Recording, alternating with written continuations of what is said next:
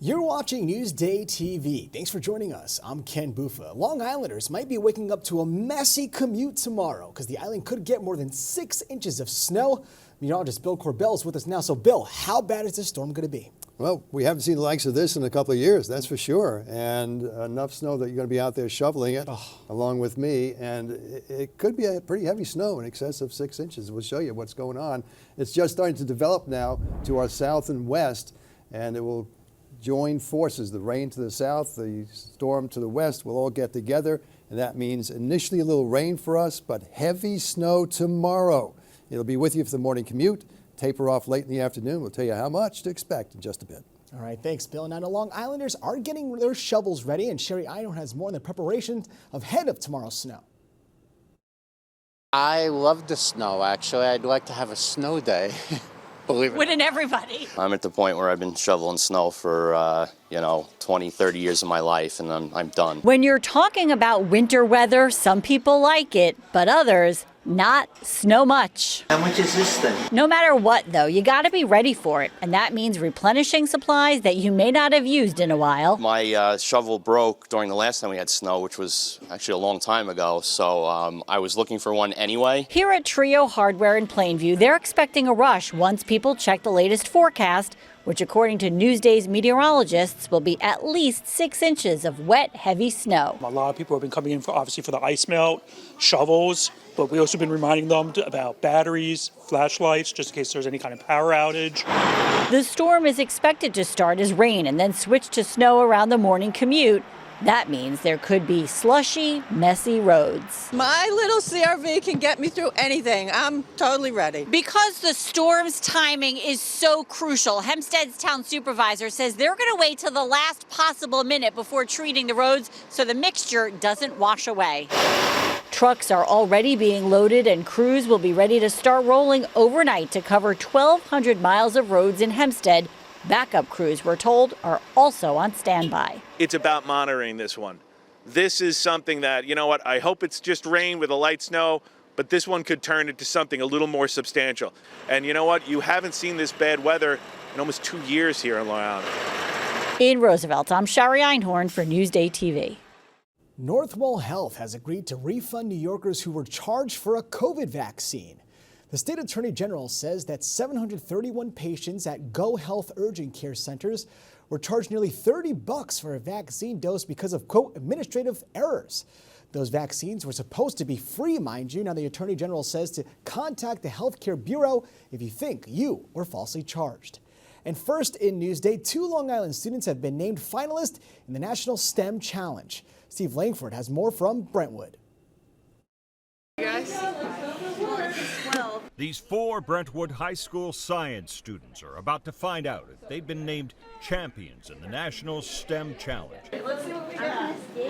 Nationwide, there will be just 125 winners from among more than 2,500 entries. Champions, here we go. Alicia Hassan of Bayshore has just been named a champion in this national science competition. Mama, you're on speaker, but I'm a finalist. We're going to DC. She started crying. Definitely. She was very proud. She was waiting all day. Stephanie Pisano of Brentwood has also been named a champion. Stephanie's brother is on the phone. Me and Alicia, we made it. We're champions. We're going to Washington. The 2 Brentwood High School science champs, both of whom worked on solutions to nitrogen pollution on Long Island, will take part in an all-expenses-paid trip to Washington in April to present their research at the National STEM Festival. I'm going to get to present my project to a bunch of people there and hopefully get to talk to people who can get more sewage treatment done, better sewage treatment. We need that here in Long Island. Thank you. It is a powerfully affirming moment for both the students and the school. Sometimes these students say they've been told, you're from Brentwood, you can't. Now they say they know more than ever, they can. Steve Langford for Newsday TV. There is just one more day until voters decide who will succeed George Santos in the 3rd Congressional District. Early voters say they have very specific issues in mind. I worked very hard back in the 60s to get the abortion bill passed. There is no way in hell. So Swazi is it. I voted for Mazzy. We got to stop the immigration nonsense. We got the taxes, so many things. Now, the candidates squared off in a debate last week that got heated. There are laws in place that Congress members are responsible for. Yes. Will you codify Roe versus Wade? I am not going to support national That's not what I'm asking ban. you. Excuse me. That's She's not letting me speak. Now, for everything you need to know about the race, go to Newsday.com, click Get More, below the Newsday TV video box. And a group of reality TV show pranksters brought their tricks to Long Island.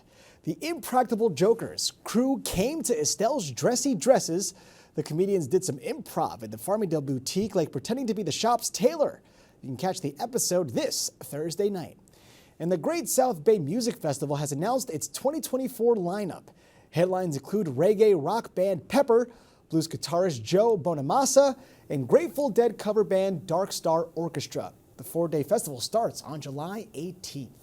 All right, let's get back to your Long Island weather, and Bill, take it away. All right, well, we've waited a while for the first real snow of winter, and here it comes. We're going to have a substantial snowfall tomorrow. And let me tell you right off the bat, this is a very difficult forecast. We're looking for heavy snow, the first heavy snow in 2 years, until late afternoon, morning into late afternoon, also coastal flooding and gusty winds. But the difficulty is figuring out how much snow will fall, because this storm starts a little late, tracks a little south, could significantly change the amount of snow. Meanwhile, there is a winter storm warning for the entire island for tomorrow's snow. So first it begins as rain. Rain develops tonight, maybe around or before midnight. That's the green. The orange you see and blue, that's the snow. Mid-morning, heavy snow in here. And as the storm moves off, the snow goes with it. But we could easily see 6 hours of heavy snow. And if it snows at 1 inch an hour, a bit more than that, well, you can do the mathematics. So generally speaking, 4 to 8 inches of a heavy, wet snow. Could be a little bit less if the storm moves a bit off its track, a little bit more too, but that's a ballpark figure. It will end late afternoon. Coastal flood warning, not again, yes, for southern Nassau County. That's bad. They could see a foot or two of inundation there in low-lying areas, and some minor flooding elsewhere on the island. High tides, take a look, late morning out in the Freeport area, and early afternoon as you travel east through Great South Bay. And winds, too. This is a trifecta of weather problems, as the winds tomorrow will be gusting up to and over 40 miles per hour at times. My goodness. So here's the deal. Tonight, cloudy skies. We get those rain showers in here towards midnight. The rain becomes heavier, changes to snow. Figure 7, 8, 9 o'clock in the morning. That snow continues through the day tomorrow. Again, heavy snow, windy and chilly, somewhere 4 to 8 inches. But I tell you what, early in the morning, Rich Funnold will be here to carry you through with the latest updates on the storm. It's going to be a bad one, I think. For Newsday TV, I'm meteorologist Bill Corbell. Long Island weather is brought to you by Home Tax Saver, PTRC Incorporated. A new exhibit is showcasing the work of 2 renowned artists from Long Island. It's a story you'll see only in Newsday. So both Arthur Dove and Helen Tour are some of the most famous American modernists that there are. And what's really exciting is some of their most important work they created right here in Huntington. And that's the showcase of this show. So when people come to see this exhibition, Salt Life, what you're going to see is beautiful paintings and watercolors and works on paper that showcase our natural environment. Helen and Arthur were really inspired by what they saw here in Long Island, by the Long Island Sound, by their natural environment. So the paintings and watercolors and sketches are of just that. They're of things like oyster steaks in the water. They're of leaves and fauna, of ducks, and they're really just painting what's around them, because that's what inspired them. With modernism, you start to really have that feel, so what we're seeing in the paintings of Arthur Dove and Helen Tour, and people might be familiar with others like Georgia O'Keeffe, who was a peer of theirs as well, is you start to see these bigger feelings of color and that emotion starting to really come onto the canvas. So you can really see how the wind is flowing through those flags, and the clouds and the water and the waves. And Arthur Dove and Helen Torr lived right here in Centerport. They lived in this cottage that you can come visit. The most important art they created here in that cottage. They created living in a boat here in Huntington Harbor. So they are American treasures, and they are so important to the world of art, and they're important to us here on Long Island because they are us. They lived right here. They created their art here. Now to read more about the exhibit, go to Newsday.com, click Get More below the Newsday TV video box. Now, a Suffolk star wrestler is also a star on the stage. Krista Kelman has a story you'll see only in Newsday. I love musicals, I love wrestling, and I do both. To be on the stage or on the mat, Pat Med Senior Siraj Hamza Ibn does both, and he's a star. I love performing, acting, and singing. It's just awesome. Being on stage with all the lights and being with all your friends, it's just cool. It's just nothing like it, honestly. That's why I love nature. But it isn't easy. He would wrestle a match, he'd go right across the hall to the auditorium, and he'd be in his singlet singing. Wrestling and the musical does hurt my ability to memorize everything, but I'm getting it. Ibn started wrestling just a year ago and helped his team clinch a league title this season. And while it's only his first year in the school play, he's playing a major role on stage too. You're right there on the front. So what do you play? What is your role in the play? I'm Mr. Hawkins, I'm the principal. He's a lead, so he's very, very important. People are gonna love it. Yeah, it's gonna be awesome. When he gave his audition, I mean, it was incredible. You know, he's a phenomenal singer, he's a great dancer, he's a great actor, and then of course I found out after the fact that not only is he an athlete, but he's a star athlete. Just the fact that, you know, he wanted to make it work for everyone because he didn't want to let anyone down, you know, speaks volumes about him.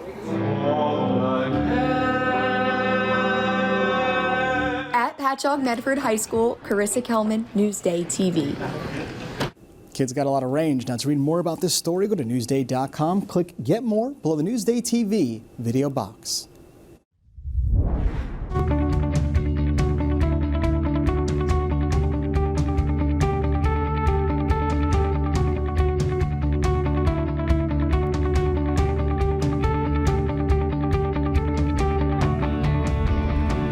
You're watching Newsday TV. I'm Ken Buffa. Thank you so much for joining us. We leave you now with a look at your 7-day forecast.